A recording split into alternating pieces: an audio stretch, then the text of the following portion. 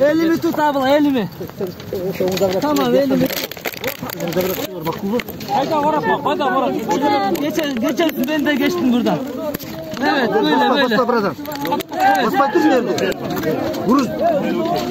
Fatih beni çağırma. Beni tartma beni. Beni kırma tek. Gidersin abla. Gerçi. Sol elle. Tamam. Gel. Arkadaşlar herkes gelin. Kim olduğunuz gelin. İyi mi abi?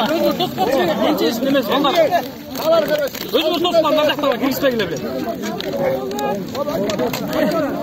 Allah! Sola dön, evet. Sola.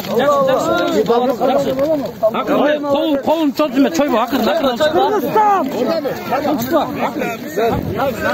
Tiha! Hoppa!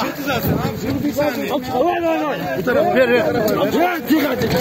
Bismillah. Çıkma. Masada kaldı. İttir. Geri. Abi boyunlu. Çök.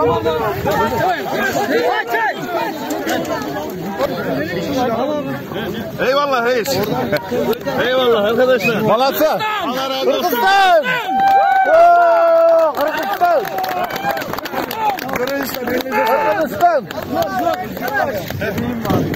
Kayseri itfaiye. Bugün 13 fevralda ушул Хайрулло махаласына объектисине келип биздин куткарчылар 3-чү группада куткарчылар ушул жерде куралдардын астынан издөө иш-чаралар жүргүзгөндө 4:45 Хатижа Ахар аттуу 38 жаштагы айымды түрү куткарышкан.